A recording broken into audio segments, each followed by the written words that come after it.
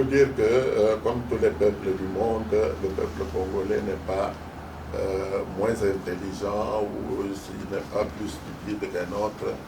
Il y a tout simplement un principe qu'on applique qui dit qu'il n'y a pas de mauvaises troupes, il n'y a que de mauvais chefs. Puisque on a été aux élections en 2006, on a été aux élections en 2011, on a été aux élections en 2018 et aujourd'hui, c'est pas pratiquement la 4e fois qu'on va aux élections. Qu'est-ce que les autorités du pays ont fait pour encadrer le peuple et lui faire comprendre l'importance? Parce que l'importance dans une démocratie, c'est la maturité du peuple, parce que c'est le peuple dans une démocratie qui est pratiquement celui qui attribue le pouvoir. Alors, lorsque ce peuple n'a pas été bien préparé, lorsqu'il n'a pas été bien... Ça peut se faire dans des partis politiques. Pourquoi les ça partis peut se faire dans des partis politiques, ça peut se faire au niveau du gouvernement, parce qu'en fin de compte, les partis politiques, ils sont ce qu'ils sont. Mais ce sont les autorités du pays qui devaient encadrer ce peuple, parce qu'ils savent que ce sont eux qui font finalement... Mais vous êtes au pouvoir, honorable, c'est à vous. Vous vous reprochez quelles autorités? Eh bien, nous sommes au pouvoir, il est vrai. Mais n'oubliez pas, parce que ça, c'est une réalité qu'il ne faut pas oublier. Est-ce que Mobutu a fait presque 30 ans au pouvoir? Il a été suivi par l'AFDL, continué par M. Kabila qui a fait 18 ans au pouvoir. 32 ans plus 18, ça fait presque 50 ans. Est-ce que pendant 50 ans, l'UDPS était au pouvoir pour encadrer la population?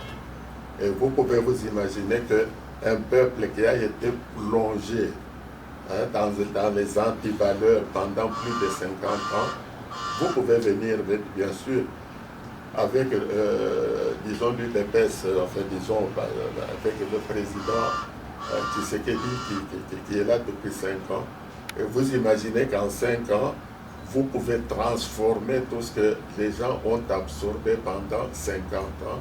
Est-ce qu'il y a un rapport? Est-ce qu'il y a une possibilité? Vous savez que ces antivaleurs, une fois qu'ils ont été avalés, mais ça devient comme une deuxième nature.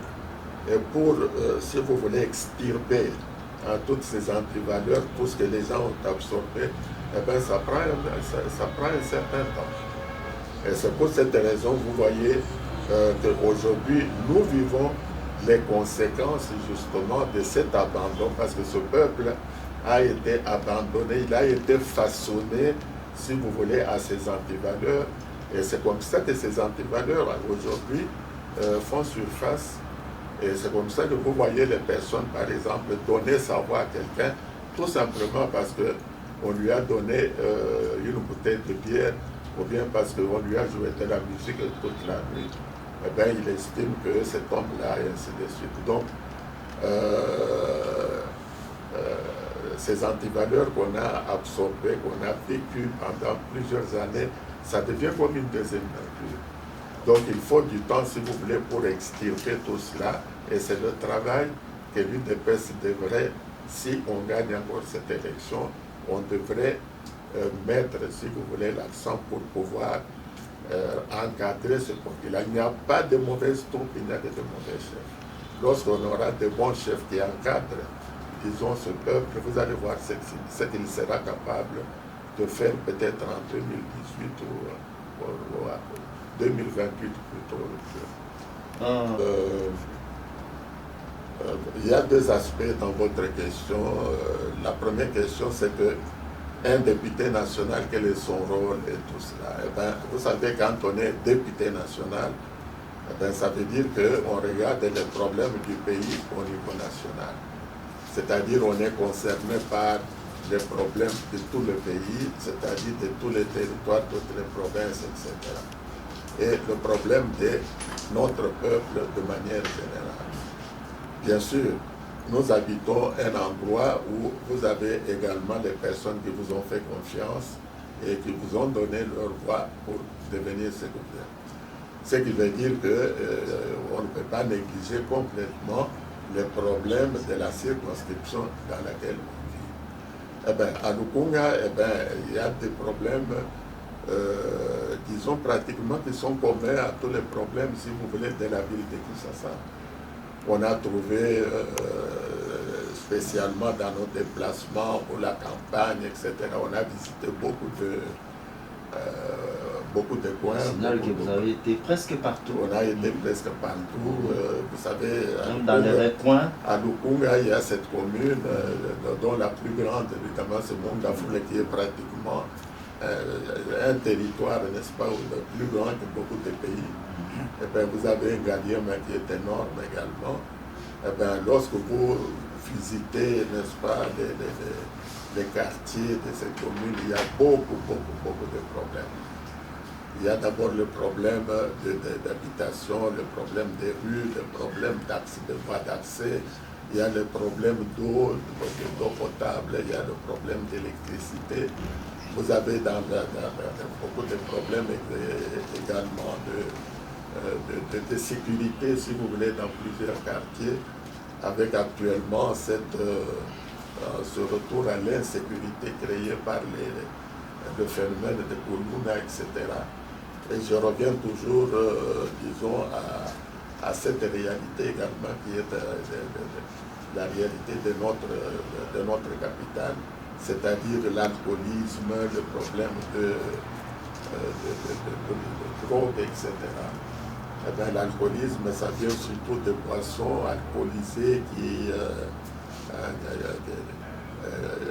font actuellement, si vous voulez, un des commerces les plus prospères de la ville, avec des usines qui vous produisent à longueur de journée, n'est-ce pas, des boissons de plus de 45% d'alcool.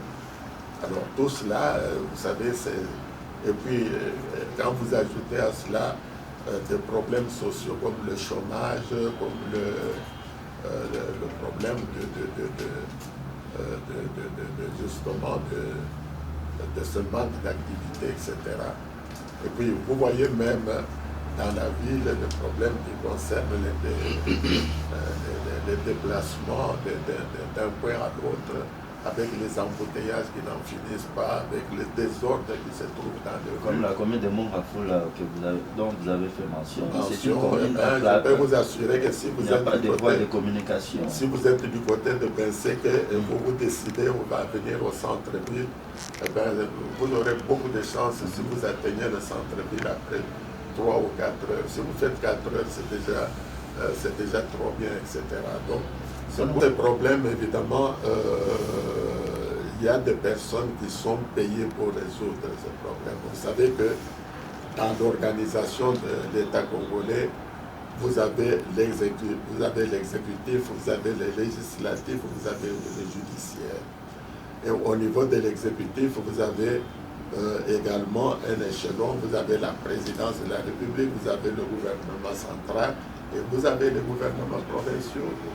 Nous avons dans la ville, évidemment, un gouvernement provincial qui est supposé, disons, s'occuper de certains problèmes de son ressort. Et alors, lorsqu'ils sont dépassés par les événements, ils remontent au niveau central. Alors, ce sont tous si vous voulez,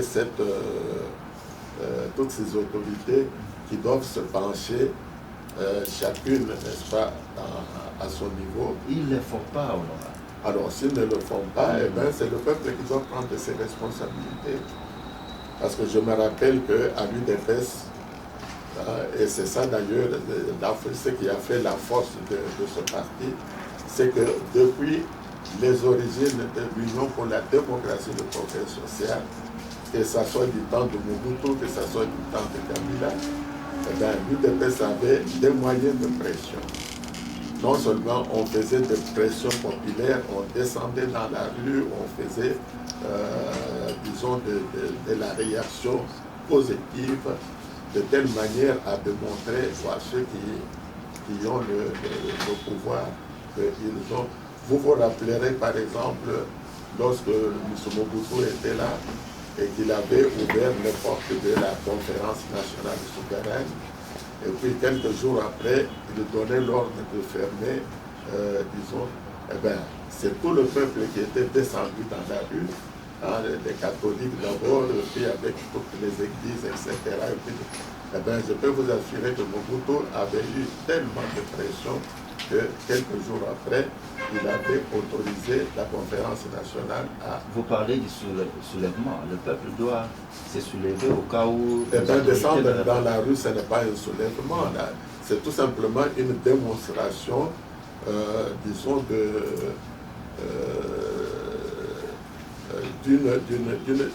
parce que le peuple, il exprime ses souhaits, et lorsqu'il voit que ses souhaits ne sont pas, enfin, en ce moment-là, il utilise la manière forte, c'est-à-dire aller dans la rue.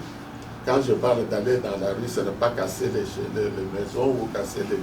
C'est aller faire une démonstration tout à fait pacifique, mais qui démontre quand même, si vous voulez, une volonté, disons, de demander aux autorités de réagir et d'accomplir, si vous voulez, sa volonté. Parce qu'en fin de compte, on est dans un pays démocratique, on vient de la démocratie.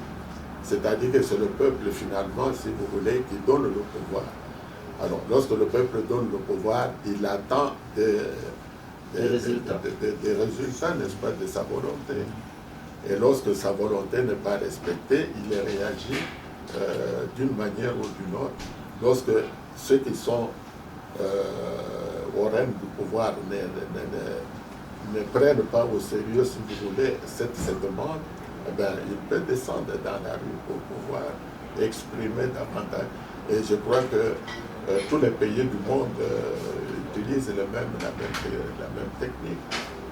On a vu en France à un moment donné, puisque le pain avait augmenté de quelques centimes dans ce pays, on a vu des millions de Français dans la rue pour protester, si vous voulez, contre cette augmentation. Eh bien, je peux vous assurer que quelques jours après, c'est le gouvernement en conseil de ministres qui a pu prendre des mesures qui s'imposaient pour résoudre le problème. Donc aller dans la rue n'est pas nécessairement faire de la sauvagerie, au contraire, c'est tout simplement un moyen d'exprimer ses besoins en faisant comprendre à ceux qui ont l'autorité, le pouvoir, de réaliser sa volonté. Merci beaucoup. Il y a plusieurs raisons, mais on peut résumer, si vous voulez, parce que c'est l'aboutissement de notre lutte. À l'UDPS, comme le mot le dit, c'est l'union pour la démocratie et le progrès social. Dès le départ, les fondateurs de ce parti avaient très bien compris et ils avaient résumé le programme complet, disons, donc la vision complète de ce parti, tout simplement dans ces trois mots-là. L'union pour la démocratie et le progrès social. Eh bien, l'union a été déjà accomplie parce que dès le départ, le parti s'est implanté pratiquement partout. Dans toutes nos provinces de la République, l'UDPS est présente. Et si vous allez même à l'extérieur du pays, pendant plus... Moi-même, j'ai été secrétaire national aux relations extérieures. C'est-à-dire qu'à l'extérieur du pays, l'UDPS s'est implanté presque de la même manière qu'il l'a fait à l'intérieur. Que ce soit en Afrique du Sud, en Belgique, en France, aux États-Unis, au Canada, vous trouvez les représentations et les fédérations de l'UDPS. Et c'est le seul parti au monde qui a cette structure, même à l'extérieur du pays. Alors ça, c'est l'union, c'est-à-dire on est parvenu, si vous voulez, à unifier tout notre peuple au sein de l'UDPS. Ensuite, vous avez l'Union pour la démocratie. Alors, c'est pour vous dire qu'on a voulu tout simplement rassembler tout le peuple congolais pour qu'on arrive à démocratiser le pays. Et la démocratie également, c'est une grande victoire parce que on s'est opposé à la dictature de Mobutu, à la dictature de Kabila, et vous voyez même les résultats, c'est qu'en 2006, on a réalisé des élections, en 2011, en 2018 et maintenant en 2023. Donc ça veut dire qu'on commence à aller réellement, si vous voulez, vers la véritable démocratisation du pays. Il reste la troisième étape, qui est l'étape de la terre promise, si vous voulez, qui est le bien-être social de la population. Et le bien-être social de la population, encore à venir. Le bien-être social de la population, eh bien, c'est comme une terre promise. Vous vous rappellerez que le peuple d'Israël qui a fait 40 ans dans le désert, eh bien, quand ils sont arrivés dans la terre promise, eh bien, ils n'étaient pas... ils ont dû travailler dur, si vous voulez, pour arriver à réaliser exactement. Et c'est ça que nous pensons que 40, parce que nous sommes effectivement dans la 41e année de l'existence de l'UDPS. Depuis 1982 jusqu'à aujourd'hui, eh bien, ça fait 41 ans. Donc pour nous, évidemment, c'est comme si c'était une période de réalisation ou d'aboutissement, si vous voulez, de cette longue lutte, c'est-à-dire arriver à donner à notre peuple réellement le fruit, n'est-ce pas, de richesse de ce pays. Parce que le pays est immensément riche. Il faut que notre peuple puisse profiter, si vous voulez, de cette richesse pour voler vers le bien-être social de manière permanente et faire même de ce pays une grande puissance dans le monde. Mbokanabiso ezali un des peuples, un des pays oyo ezana biloko nyonso. Na sosolo na biso, donc soko totali mboka na biso ndenge ezali, mais c'est un paradis. Parce que nous avons pratiquement eloko nyonso to nzambe oyo apesi biso mboka oyo apesi, on dirait aza kolinga biso makasi. Parce que na se ya mabele na biso ba uranium ezali, ba cuivre ezali, ba potal ezali, ba coltan ezali, ba gaz banini, ba pétrole ezali, donc ata eloko moko tozangi ezali te. Donc c'est un des pays les plus riches. Mais mpo na nini peuple na biso azali pauvre? Mpo na nini peuple na biso aza kosouffrir? Pourquoi est-ce que na est du pays, hein, depuis 20 ans, plus de 12 millions de morts, ezali eloko moko qui n'est pas normal. Alors, UDPS qui est un parti de lutte, d'ailleurs, parti Wana a commencé sa lutte depuis 1982. Hein, ça fait déjà plus de 41 ans. Union pour la démocratie, progrès social. Union d'aussitôt réalisée encore. Démocratie d'aussitôt réalisée encore. Parce que tosali ba élection en 2006, en 2011, en 2018, sikoyo ezali ba élection mosusu. Donc, côté ya démocratie, petit à petit, toza kokota na vraie démocratie. Une période etikali awa ezali ya bien-être social de la population. Mais tobosana te que hymne national na biso et l'Obaka, debout Congolais, pour faire quoi? Eh bien, avec notre labeur, nous devons faire un pays plus beau qu'avant. Pays plus beau qu'avant, Ezakoloba, Bissonios Bana Congo, Tozala, Totelem, Totala, Oyo Nzambe a Pessi Bisso, Tosala Mosala pour construire un pays plus beau qu'avant. Il faut que mon pays wana leur génération oyo tozali nango sikoyo ekokende baoyo bakoya na nsima basala mpe mosala mingi mpo mboka na biso ezala une grande puissance dans le monde. Alors oyo banguna na biso bakozala, mais si le peuple congolais est uni, si le peuple congolais travaille dans la confiance, eh bien, il n'y a pas une seule force qui peut dépasser ce peuple qui est un des peuples les plus braves que nous connaissons. Votre numéro? Et nous ajoutons à cela que le président Nabiso Fatih Béton, béton, c'est-à-dire l'eau Yamakasi. Ce gardien Nabiso na mur ya béton, et à côté wana balle à tabasali moyen kota et bozalante.